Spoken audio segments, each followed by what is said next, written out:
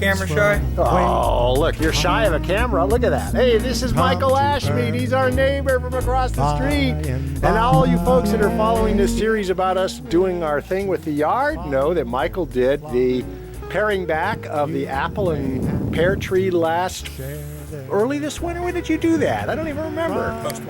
Last winter in preparation for the spring growing season. And now, sadly, he's going to have to take out these silver maples because, folks, if you remember from our video, we have this issue that eventually they get huge. Look at this thing. Okay, hold on. Maple? We believe so. That's our estimate. Well, plus the good thing is now you guys are going to get more sun to the flowers. And we're going to have a nice view of the hillside up there. For sure. Plus a better view of the house that got painted. Yeah.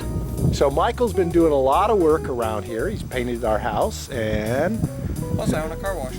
And he runs a car wash, and whenever we take our trailer out for a run, we come back and Michael details it out and the car, and it's great. You ain't gonna find any better prices than Ashmead's Custom Car Wash. Well, there you go. There's a little in-line plug from Michael. Anyway, so Michael, you over that way. Want me out of the way? Behind that line. I want you behind this line, right here. Okay, because that tree's going to come down, isn't it? Trees are very unpredictable. And in the wind, we have a bit of a wind. It's blowing out of the, mostly out of the east. Push this thing whichever way I want. You probably want to drop it in here, right? So. Be dropping it this way right here. And then Michael's going to section it, and we're going to let it season. And next year, what do you think we got to do with all those branches, Michael? You going to haul them off in your truck or something, or what do you want to do with them? Very possible we could do that. We'll pile them up and then put them in the bed, and whenever you have. Fire. Not in the front yard though. Okay, we're gonna catch Michael start igniting this little tooth monster here. Now he's gonna dig in as low as he can get away with.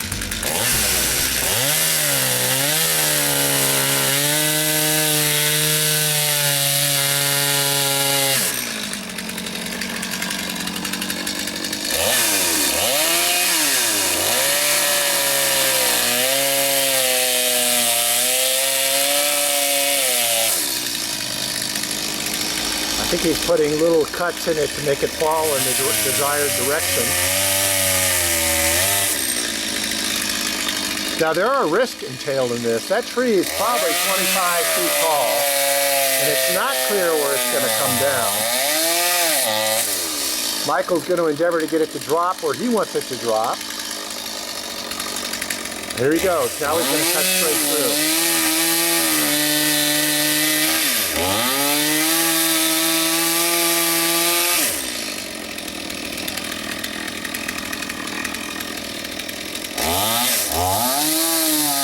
There we go. There's a tip to it. It's coming, and he's holding it up a little bit. He's pushing it. And there we go. And I think we have another one in the backyard to go, but I'm not sure you can get at it. Well, let's see. This one will be a lot easier.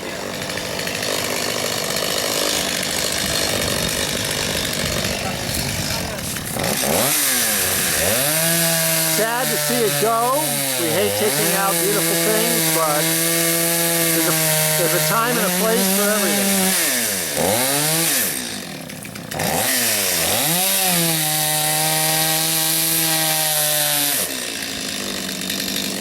There it goes.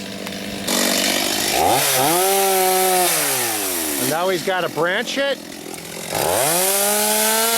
and he's got to section it.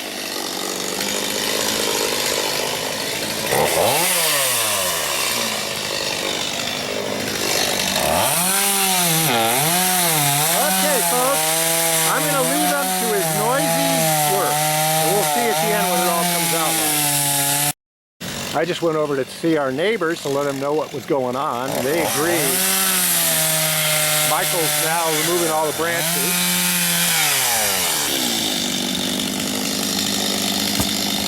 And so I'm going to leave Michael to finish his work, and when we see the cleanup and things, we'll catch that later. He's going to grab the branches, though, at some point and drag them off to become compost up at the ranch. where he works with his dad sometimes. All right, Michael, I'll be out when you're all done, okay? No problem. Well, next we got to get everything pulled back. Okay, so everything's been trimmed? Yeah. Do you need any help with that, or can I go back to my editing? Oh, you can go back to your editing. All right, good. This is the boring part. The fun part's over. Fun part's over. The mass destruction. Yes. Oh, well. Yeah, but I've cut down trees that you could literally probably hear from a mile away fall. So, and I've used blades that are like this big. You know, it's really interesting. We talked to our friend Bonnie. We determined that the trees needed to come down. Right. And then it was like a concept. It was like, okay, the trees need to come down. And then you get the reality of it where you're standing there and you don't know where that thing's going to fall if it's not properly controlled. Oh, you never know where a tree's going to fall. You don't know where it's going to fall. It could have. How you doing, neighbor? All right. Anyway, you don't know where it's going to fall. It could have fallen into the window glass. It could have hit somebody. I've had chainsaws kick completely out of my hand before. They kick so hard that literally it's just the point where you got to throw them. I've had trees, literally to where they come down, and if you cut down a certain tree, it'll actually have a tree come down. My point I'm going towards is Murphy's Law. Yeah. Just because you have a simple idea in your head, trees, remove, doesn't mean everything is going to go smoothly. Well, you think you're going to be able to control the tree that has 6 times the trunk? No, I know that. No. You wouldn't do that around these fences and houses or anything. That's why we had to do it now. But one thing we noticed about living in John Day is there's people, well, not that, just that. There's people who have experience with dealing with things in the natural world. Yep. Right? And you can't always find them easily. We're very fortunate to have a neighbor such as yourself who has flexible skills and things. Oh, yeah. But the point is, there's people out here who can do stuff with that in the city would be really questionable, dangerous. You'd have to get a license because of the risks and everything else, but things can get done out here. It'd be funny to hand a chainsaw to a person who's never ran a piece of equipment in their life and say, start. Well, look at this chainsaw. You have to manage these 2 levels. This is your gas, this is your bar oil. You run out of this, you're going to burn the motor up. Right. Because this is essential for keeping this thing lubed. Ah. That's what allows it to go across this blade so easily around and around. You don't have that, you're metal on metal. You're chewing up all the gears there are actually gears at the end of here. Right. There's these 4 little things here. Bearings or something? No, these are called gears. These are called gears. These are what hold your chainsaw. And I don't have a scrunch, so I can't really show you, but there are gears right here that keep this thing on track, that allows for it to curve around. So this is obviously very risky work. I mean, anything that can cut down a tree can take off a limb that's not on a tree, which means you like your arm. Plus there's this right here. This is called your kickstand. If this chainsaw kicks, that's why you hold it. Right. See? Yeah. That way, so if this thing kicks, so this thing's kicking right will now. it kill it? It's a This stops the blade dead from man, turning. kind of like a dead man switch. It will not kill the engine, but it will stop this chain. It will lock this chain.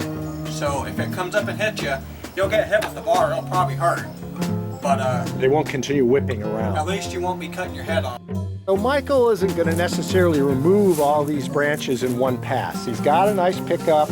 He can grab sections at a time, and then whenever he goes up to ranch or wherever he's planning on going, he can grab it. So what we've decided to do here is pile up all the branches.